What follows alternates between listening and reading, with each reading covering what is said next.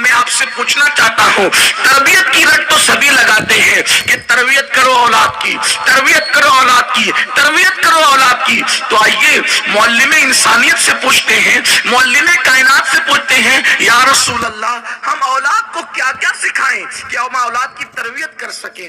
اس لیے کہ کوئی کہتا ہے یہ سکھاؤ، کوئی کہتا ہے یہ مت سکھاؤ، کوئی کہتا ہے یہ سکھاؤ، کوئی کہتا ہے یہ مت سکھاؤ۔ تو لوگوں کی بات سننے کی بجائے حضور ہم آپ کی بارگاہ میں آئے ہیں کیونکہ آپ معلم انسانیت ہو، آپ معلم کائنات ہو، آپ ایسے استاد ہو کہ جبریل امین بھی آپ کی بارگاہ میں زانوئے تلمس طے کرتا ہے۔ اللہ اکبر، آپ ایسے معلم کائنات ہو کہ انبیاء کرام بھی آپ کے سامنے جو ہے وہ زانوئے ادب طے کرتے ہیں۔ یا رسول اللہ آپ ہی بتائیں ہم اپنی اولاد کو سکھائیں کیا تو تربیت کا حق ادا ہو جائے؟ تو میرے نبی فرماتے ہیں اپنی اولاد کو 3 باتیں سکھاؤ۔ اپنی اولاد کو کتنی باتیں سکھاؤ؟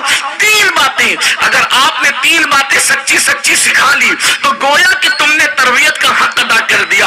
اب یہ 3 باتیں کیا ہیں؟ بہت زیادہ تمہید میں لمبی چوڑی نہیں جائیں گے، بہت سادگی کے ساتھ اپنی بات مکمل کریں گے اس لیے کہ وقت کی نزاکت ہے۔ اب تربیت اولاد کی 3 باتوں سے ہوگی۔ اللہ اکبر، کوئی سوچتا ہے میں یہ سکھاؤں میں وہ سکھاؤں، اپنی مرضی سے نہ سکھانا، مصطفیٰ جان رحمت کی مرضی سے سکھانا۔ رسول اللہ فرما رہے ہیں اپنی اولاد کو 3 باتیں سکھاؤ۔ 3 باتوں میں سے حضور فرماتے ہیں پہلی بات جو اپنی اولاد کو سکھاؤ وہ اپنے نبی کی محبت سکھاؤ، وہ اپنے نبی کا عشق سکھاؤ، اپنے نبی سے محبت سکھا دو۔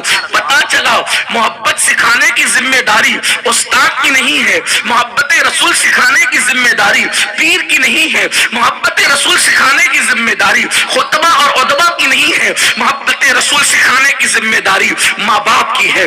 ماں باپ عشق رسول سکھائیں، ماں باپ محبت رسول سکھائیں۔ دیکھو یہ تربیت کا انداز ہے۔ اللہ اکبر، یہ محبت رسول سکھانے کی بات کی ہو رہی ہے۔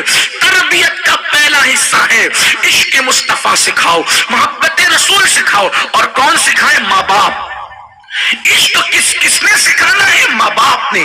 جب ماں باپ ہی کا سینہ عشق سے خالی ہے تو وہ کیا محبت سکھائیں گے، وہ کیا عشق سکھائیں گے؟ اور آخر حیرت ہے حضور یہ نہیں فرما رہے نماز سکھاؤ۔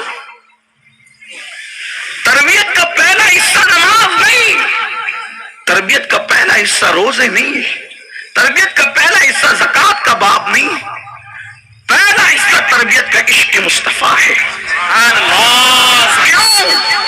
اس لیے کہ نماز، روزہ، حج، زکوٰۃ یہ سب مومن کے لیے ہے، اور جب تک کوئی مومن بنتا نہیں اس وقت تک کہ یہ اعمال اس کے لیے لازم آتے نہیں۔ اور پھر دوسری بات، نماز بالغ ہونے کے بعد ہے، روزہ بالغ ہونے کے بعد ہے، حج بالغ ہونے کے اور صاحب استطاعت ہونے کے بعد ہے، زکوٰۃ بالغ ہونے اور مالدار ہونے کے بعد ہے۔ لیکن عشق مصطفیٰ ایسا اہم الفرائض میں سے ہے کہ ماں اپنے بچے کو دودھ پلا رہی ہے، دودھ پلاتے پلاتے عشق مصطفیٰ سکھانا ضروری ہے۔ نعرہ تکبیر، نعرہ رسالت، نعرہ حیدری۔ بالغ ہونے سے پہلے نماز کی فرضیت نہیں، لیکن یہاں پیدا ہوتے عشق مصطفیٰ ہے، اور مر جانے کے بعد نماز نہیں ہے، لیکن عشق مصطفیٰ وہ فریضہ ہے کہ مرنے کے بعد بھی اللہ اکبر عشق مصطفیٰ کا سوال کیا جاتا ہے اور قبر پوچھا جاتا ہے ان کے بارے میں کیا کہتا ہے۔ پتا چلا عشق سے چھٹکارا ہی نہیں ہے۔ اور ایک بات اور ہے عرض کروں، میرے آقا جانتے ہیں، اس لیے کہ حضور سے بڑا ماہر نفسیات کون ہے؟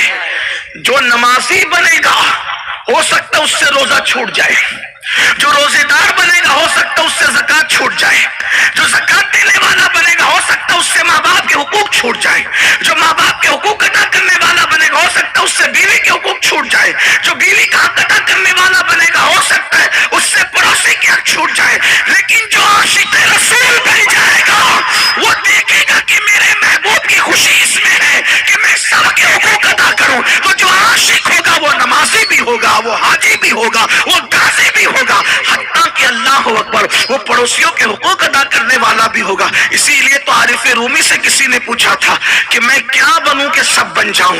فرمایا عاشق بن جا تو خود بخود سب بن جائے۔ کو عاشق رسول بناؤ. پہلی تربیت کا حصہ